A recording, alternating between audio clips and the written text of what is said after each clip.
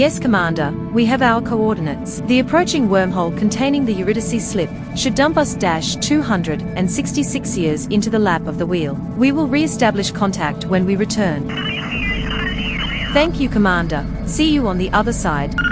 First Officer Pompom, what are our odds on this? Not good, Captain. Of all the ships sent out through the wormhole so far, we have yet to hear one return. The greatest minds on my planet have been working on these calculations day and night, and we know the jump point is mathematically correct, but we can't calculate the exact expansion rate of the universe. Is this because of the wheel? Yes, Captain, because of the wheel. It is pulling on us like a super black hole from, for lack of better words, the past and the future. It is stationed in some kind of donut-shaped wormhole wrapped upon our universe. We've calculated it will consume both of our worlds in 2 months, if it is indeed growing. Thank you, First Officer Pompom. I do appreciate you volunteering for this. I usually work alone, but I think the human race needed someone from POM to show their confidence in this mission. My people are well-traveled. We've seen far beyond the eyes of humans.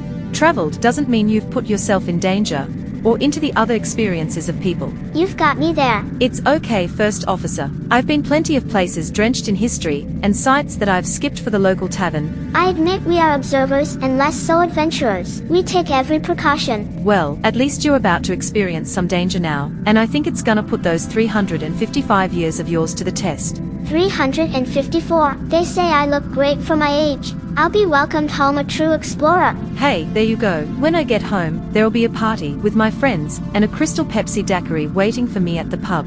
Jenny, how much time? 2 minutes until the slip, Captain.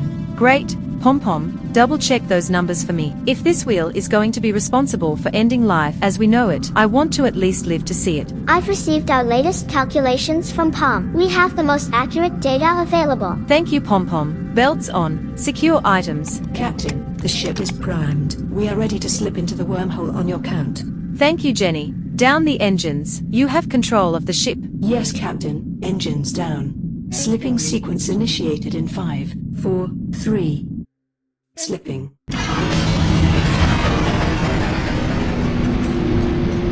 Oh, I can't feel my face. That's normal.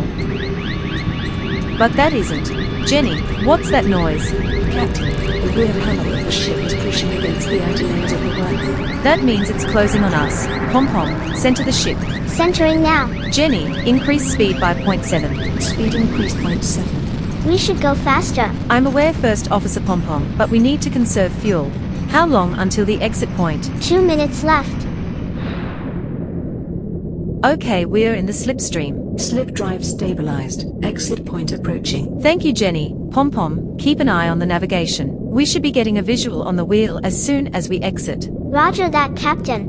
Exit point in 5, 4, 3, 2. Successful clearing. Jenny, ship status please. Yes, Captain. Ship conditions nominal. No disturbances from the slip. Fuel levels 38%. Searching for solar radiation presence. Okay, team. This thing is supposed to be the size of Hypatia 2. Oh, wow. It's wonderful. Solar radiation levels low. Switching to liquid fuel. Deploy the solar wings. We're gonna need to get close and possibly exit this thing's gravitational pull quickly. Yes, Captain. Deploying solar wings. What do you think, Pom-Pom? Well, we were sent here to assess the wheel as a threat, and from what I'm seeing on the scanner, I would say it is more than that. So the wheel is growing. It's not growing. Everything around it is shrinking. During our science briefing we thought it was a glorified black hole, but the wheel isn't just acting like a whirlpool that swallows up stars, it's dragging the universe in with it. Captain, this is as close to the wheel as I am able to maneuver without gravitational compromise. Thanks, Jenny. Pom-Pom, I thought that's what a black hole was. A black hole will take in anything that gets close, but this is almost purposefully reaching out and dragging things in. Its gravitational pull is disproportionately large and it's growing equally ambitious despite its mass staying the same. Jenny, run the timetables and compare the size of the wheel now, as it was in our report. Yes, Captain. Pom-Pom, is this thing reaching through the wormhole? At its current strength, the wheel should have no problem pulling matter through its wormhole. Captain, I have the numbers. Go ahead, Jenny. The wheel exhibits a mass identical to the report, but the gravitational pull has grown 180 times.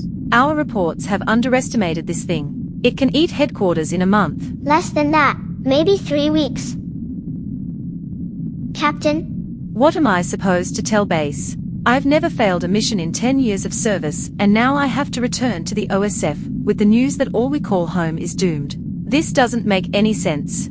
Jenny, check the archives. What was the star that was here before the wheel? Searching. I looked that up before we left. We don't know the answer. So this thing was just flying under the radar this whole time. It seems the wheel has long been here.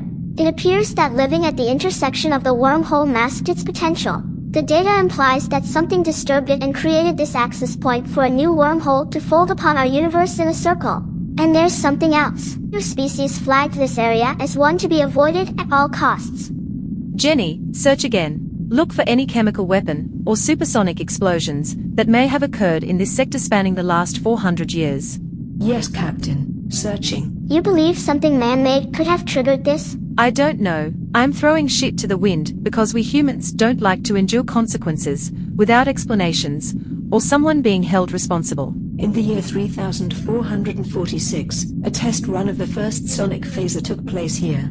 It neutralized 3 Jupiter-class planets. There was only a nominal C-class level survey executed for life, so it is possible the wheel was here during the neutralization. What effects were found at the time? The only documented effects were of the levels of sonic radiation. And we never came back because no one wanted to enter a potentially harmful area, so this thing just grew, unchecked. Well, those responsible are long dead, and now we get to thank them for covering this up. Are there any wormholes around here that can take us back further? The nearest wormhole with a possible slip to pre-present day home is 4 light years away. We can't approach light speed for that long in this ship. There are only 2 wormholes within reach. The wormhole Eurydice which we arrived in and the circular wormhole created by the wheel. Captain, I have reports on the Eurydice slip. Go ahead, Jenny. The wheel has altered the exit point. We no longer have access to it. What? No, Pom-Pom, run the numbers. I'm sorry, Captain. It's true. The wheel has pulled the exit point off course. The slip is broken. We'd be running into a wall. So this thing is going to eat headquarters, and we can't get back to warn them. This must be what happened to the other ships. Some may have crashed during the slip, others may have been spun into the void while the wheel was distorting spacetime. It's possible our unique ship design which caused us to realize the slip was closing, thus our slight increase in speed, was just enough to make it out. We might be the only hope for your world and mine. Okay, Pom-Pom, you're the genius with numbers. I want you and Jenny to program a simulation. We'll gather an hour's worth of data from the wheel and use it to find a slip. If this thing is a circular wormhole that can reach our homeworlds through it, we should be able to ride it back there. Captain, to simply get here we used 6 months worth of data and we barely made it. But we're closer to the wheel now. Our data will be several times over more accurate. Captain, I know this isn't ideal, but it's our only chance to warn the others. Run the simulation. Jenny, switch back to solar fuel and take us into idle mode. Yes, Captain. Idle solar mode on. Jenny, I've entered the numbers. Can you run the simulation for me? Yes, First Officer Pom-Pom. Captain, I'm not sure what will happen, but I want you to know that this experience has been something I've waited my whole life for, even if I didn't know it until now. Pom-Pom, I'm glad your people are renowned for their calmness. Yes, Captain. First Officer Pom-Pom, I have completed the simulation mapping. Yes, Jenny. I have found 19 possible slips within the wheel's wormhole. 12 are unstable, leaving 7 that can be accessed, with 3 being closest to our timeline.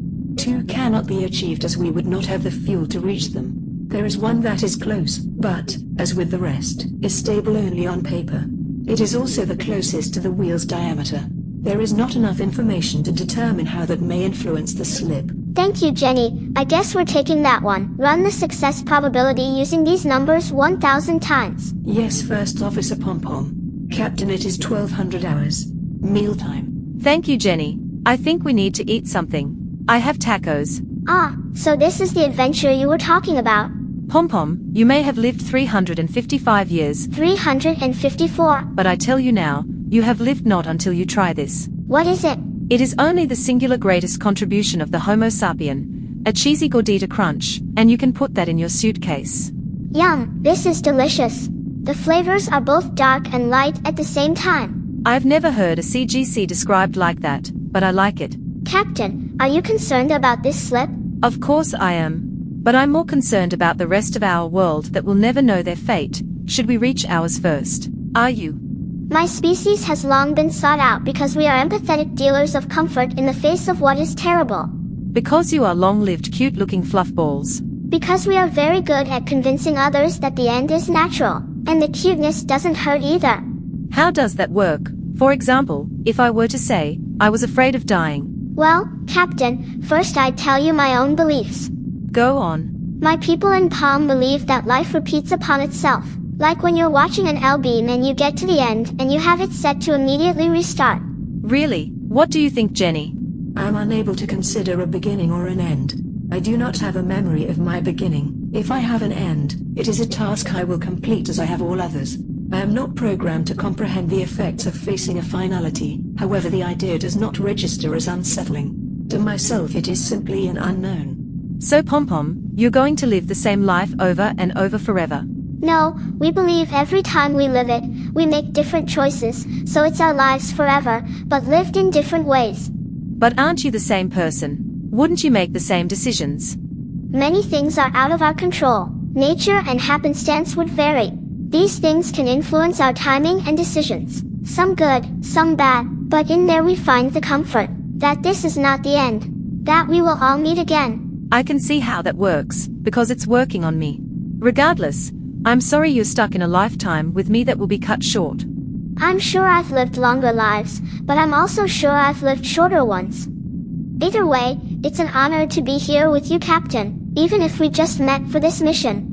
Yes, if our worlds were not ending we would never have met. Thank you for that, Pom-Pom, and I know you're not just saying it because you're 355 years old. 354. I don't personally know if there's anything after this, though I appreciate your consideration. Maybe Jenny can run some numbers for us. The people of Pom have already done this, Captain. I believe they call it the question of odds. That's true, Jenny. The question of odds is essentially what my people consider the greatest question. Why is there something, and not nothing? When all is said and done, why is there all of this around us? Life, death, stars, plants, water, life, instead of a void? Why did all of this come to be, when it honestly didn't have to be anything? My people love science and numbers, so it becomes an odds game to us. What were the odds of you being born? What were the odds of your parents meeting? What were the odds of your parents' meeting? What were the odds of the Big Bang? Of stars forming? Of planets forming? Of water and life forming? In this billionth of a second, what were the odds of nothing becoming something? And wow! We overcame those astronomical odds. So I guess we believe that if there was nothing and then there can be something, against the greatest of odds, there can be something where once was nothing, again. And all this time I thought scientists were the atheists. We were, a long time ago, but the more you explore the universe the less life becomes about yourself, even if all you can do is watch from a distance. Pom-Pom, I hope at this conclusion, you and I and Jenny meet again. We will, Captain. First Officer Pom-Pom, I have completed the simulation probability. Go ahead, Jenny. I have calculated 3 scenarios from the divergent, slip entry, wormhole travel stability, and exit point accuracy. When combined, the overall percent in 1,000 attempts is 37% successful. I like those odds. Let's fire it up. Captain, solar cells have reached 80%. We are at sufficient levels to return to base. Thank you, Jenny. Please retract the solar wings, and switch to liquid fuel. Retracting solar wings, switching to liquid fuel. Captain, you never told us what you believe. I believe in good. That to be good only exists in the proactive action of doing good. So if there is nothing beyond what I am, may I at least help someone else to experience this life as I have. If there is something greater after all of this, I am certain it is for all of us. Thank you, Captain. Jenny, please commence countdown in 5. Yes, Captain. Countdown in 5. You know, Pom-Pom, the wheel is actually quite stunning from here. Yes, it is a sight to behold, Captain. What do you think, Jenny? It is absolute in its beauty, as are all things. Thank you for asking.